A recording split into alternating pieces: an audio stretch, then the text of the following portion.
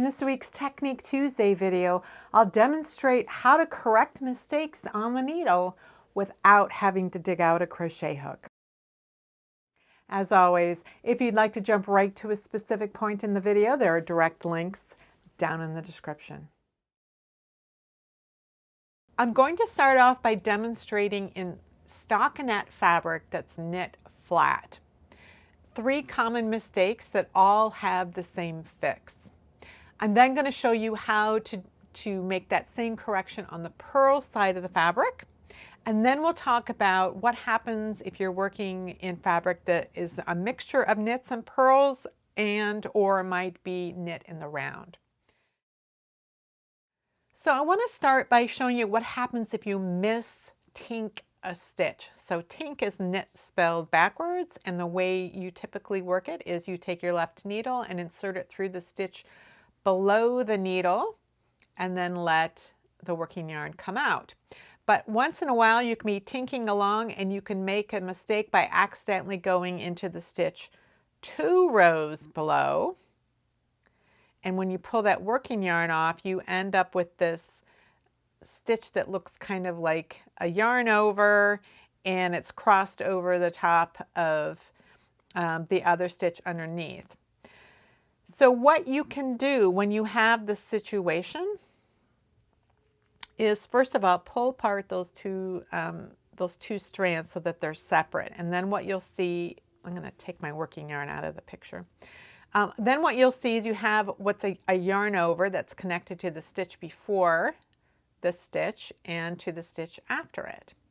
And the way that you can fix this mis-tinked stitch is just by pulling this stitch over the top of that yarn over. So I'm going to put my index finger on this yarn over, and I'm going to pull that other stitch over it, and that will fix that mis-tinked stitch. And then I can continue tinking as I need to find the real error that I want to fix on that row. The second type of an error is one that's on the needle already.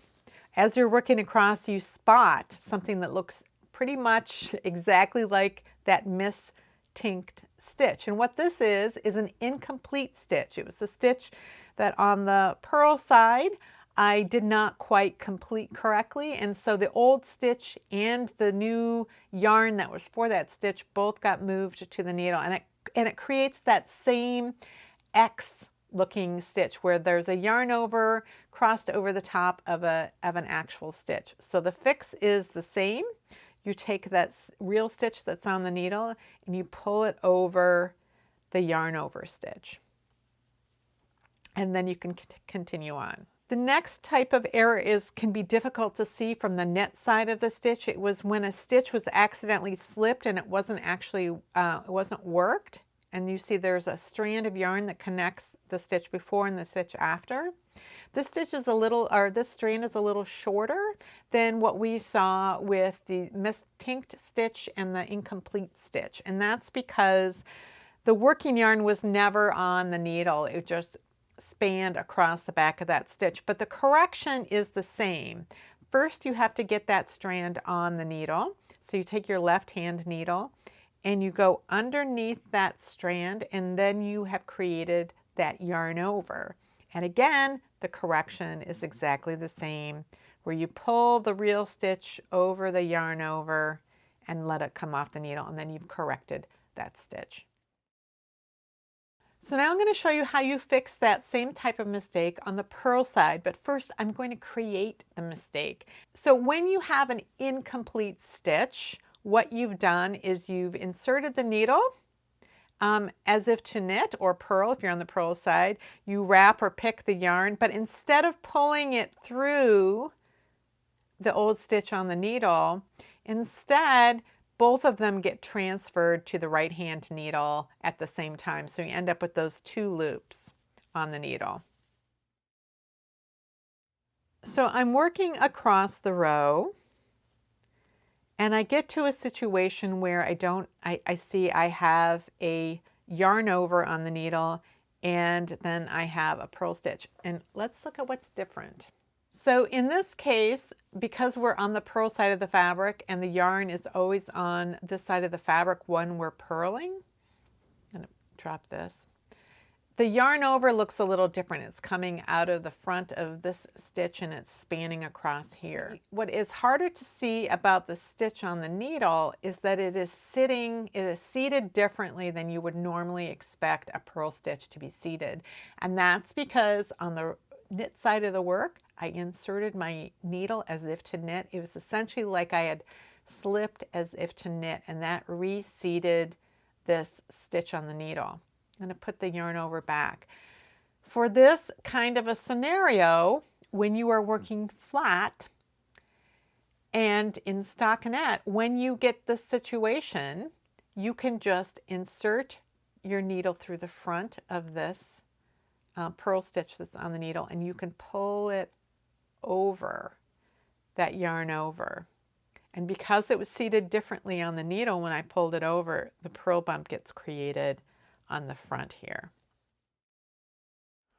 So I've worked a right side row in which I made some mistakes where I worked some incomplete stitches. I did some in knits and some in purls. And so I want to show you what these stitches, how they present, and then how you fix them if you're working in the round.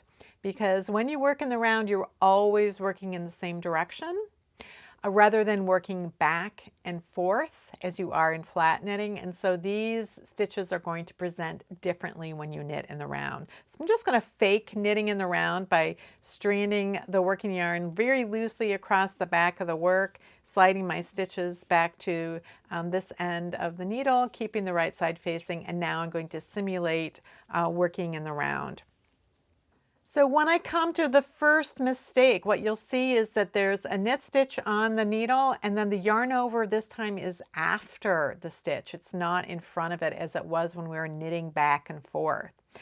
So what you are going to do, and what you'll also see, is that the knit stitch is sitting on the needle as if it had been slipped as if to knit, because essentially it had. I inserted as if to knit.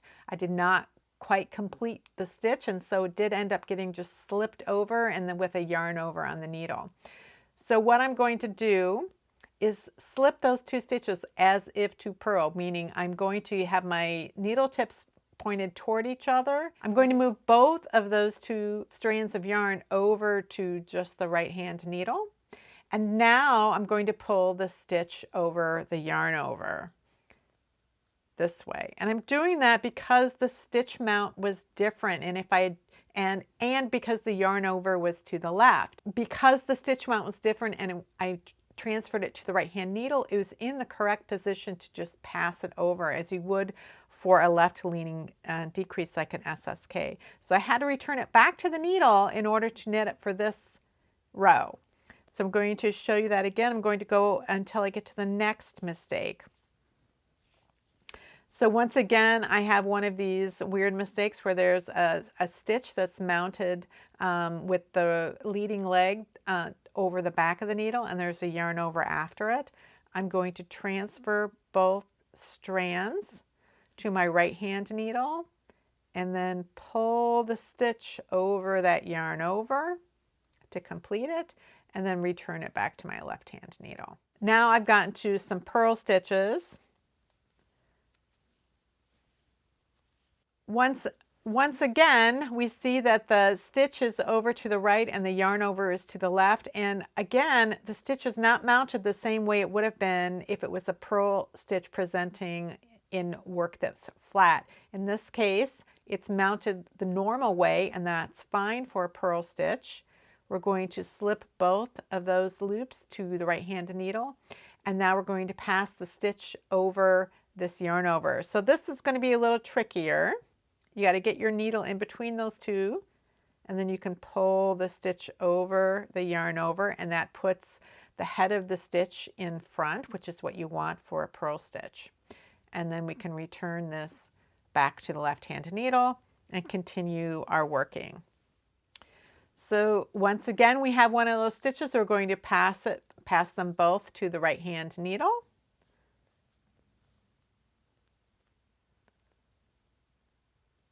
Get our left needle to grab that actual stitch and pull it over, and then you can see the head of the stitch is sitting on the front as it should for a purl stitch. Once again, we have to return it to the left needle so we can actually work it for this particular row. Today I showed you how to fix mistakes on the needle without a crochet hook, whether the problem is in a piece of fabric worked flat or in the round. Now, these are not the only mistakes you can make, and you don't always catch mistakes so soon after they occur. So I have a playlist of videos on fixing a variety of mistakes in different situations, which you can find over here. If you have any comments or questions about today's video or suggestions for videos you'd like to see in the future, you can leave those down in the comments below or join the discussion in my Ravelry group, Rox. Thanks for watching, and I'll see you next week.